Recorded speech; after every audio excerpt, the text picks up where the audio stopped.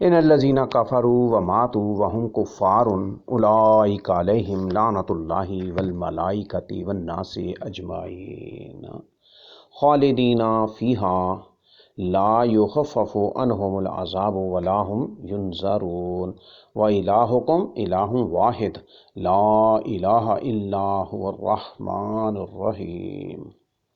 بے شک جن لوگوں نے کفر کیا اور اس حالت میں مر گئے کہ وہ کافر ہی تھے، ان پر اللہ، فرشتوں اور سب لوگوں کی لعنت ہے۔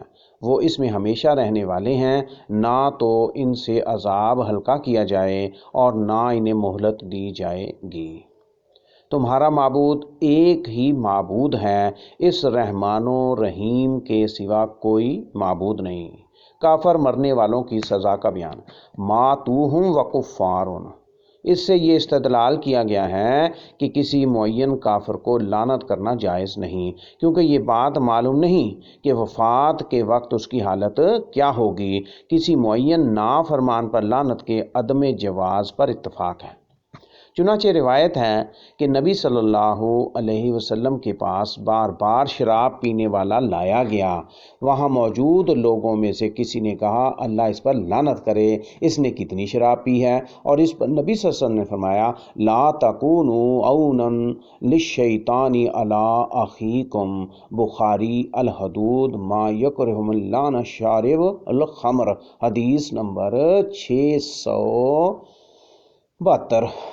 6720، حدیث نمبر 6720۔ یعنی اپنے بھائی کے خلاف شیطان کے مددگار نہ بنو، لیکن یہ کفار کو عمومی طور پر لعنت کرنے کے جواز میں رکاوٹ نہیں ہے، اور ان کے کفر کی بنا پر انہیں لعنت کرنے اور اس پر انہیں ڈانٹنے اور اس کفر کی قباحت کے اظہار کی ممانعت نہیں۔ البتہ اسلام کے آداب میں سے یہ نہیں ہے کہ کسی کے منہ پر لعنت کی جائے، کیونکہ ایسا کرنا فحش عمل ہے۔ یہ قیامت کے دن ہوگا۔ دنیا میں تو لعنت ان سب کی طرف سے نہیں ہو سکتی، واللہ عالم۔ خالدین فیہا، یعنی جہنم میں ہمیشہ رہنے والے ہیں۔ یہ بھی کہا گیا ہے کہ اس سے مراد یہ ہے کہ وہ لعنت میں ہمیشہ رہنے والے ہیں۔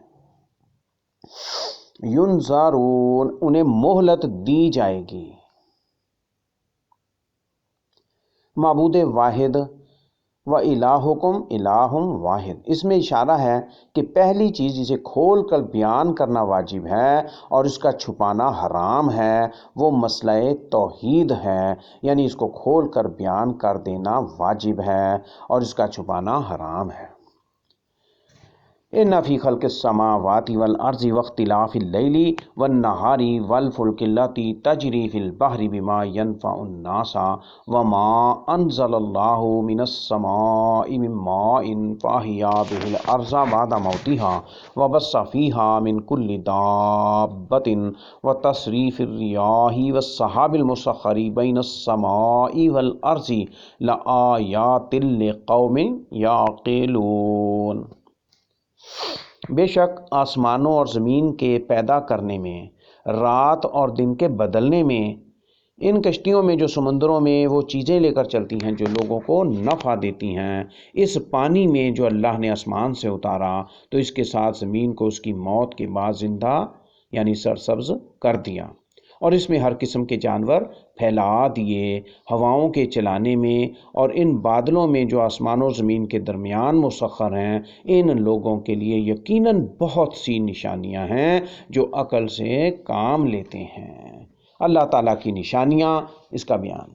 واختلاف اللیل والنہار، اس میں روشنی اور اندھیرا کرنے اور حرارت اور ٹھنڈک دینے میں ایک دوسرے کا آگے پیچھے آنا مراد ہے۔ یہ سب کچھ انہی کی وجہ سے اور انہی کے نتیجے کے طور پر ہوتا ہے۔ اس میں انتہائی حکمت اور مخلوقات کی مصلحت ہے۔ وتصریف الریاح، یہ ہوائیں بانجھ کرنے والی اور بار آور کرنے والی ہوتی ہیں، ٹھنڈک دینے والی، مدد دینے والی اور ہلاک کرنے والی ہوتی ہیں۔ یہ گرم اور ٹھنڈی ہوتی ہیں، نرم بھی اور سخت بھی، توڑ مروڑ کرنے والی بھی ہوتی ہیں۔ یہ بھی کہا گیا ہے کہ ہواؤں کی تصریف سے شمال و جنوب چلائی جانے والی پچھوائی و پروائی اور دو ہواؤں کے درمیان چلنے والی ہوا کا چلانا مراد ہے۔ والسحاب المسخری موتی کیا گیا ہے مراد ہے۔ یہ بھی کہا گیا ہے کہ اس بادل کی تسخیر سے مراد اسے آسمان و زمین کے درمیان بغیر ستونوں اور ذرائع کے ٹھہرانا ہے۔ لآیات لقوم یعقلون، ہر عقل مند شخص کو معلوم ہے کہ کفار نے جو معبود ٹھہرائے تھے ان میں سے کوئی بھی کسی کام کو نہیں آ سکتا، ان سب پر قدرت رکھتا ہے اور نہ ان میں سے بعض کو کر سکتا ہے۔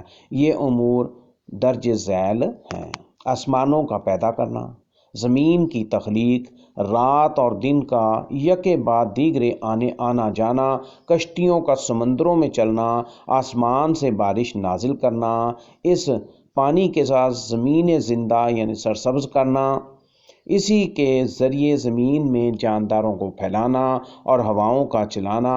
تو جو شخص گہری نگاہ ڈالے اور اپنی سوچ کو ان میں سے کسی ایک میں مرکوز کرے تو اسے یہ حتمی تصدیق حاصل ہوگی کہ اس کا بنانے والا اور کوئی نہیں سوائے اللہ تعالیٰ کے۔ اللہ تعالیٰ سبحانہ و تعالیٰ ہے۔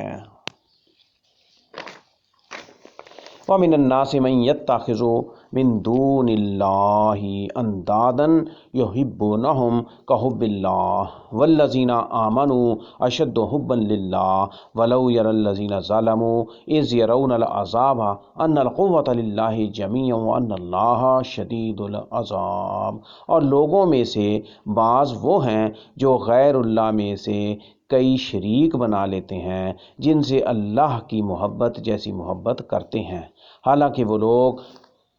حالانکہ جو لوگ ایمان لائے وہ سب سے زیادہ محبت اللہ پاک سے کرتے ہیں۔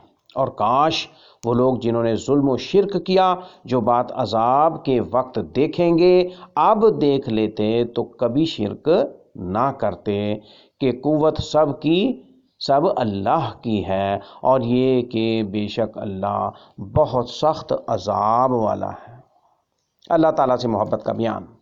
وَمِنَ النَّاسِ مَن يَتَّخِذُ مِن دُونِ اللَّهِ أَندَادًا، یعنی اس واضح دلیل کے ہوتے ہوئے جو اللہ کی عظیم سلطنت اور جلالی قدرت کی خبر دیتی ہے، لوگوں میں ایسے لوگ پائے جاتے ہیں جو اس مقدس ہستی کے ساتھ شریک ٹھہراتے ہیں اور بتوں کی اور طاغوت کی عبادت کرتے ہیں۔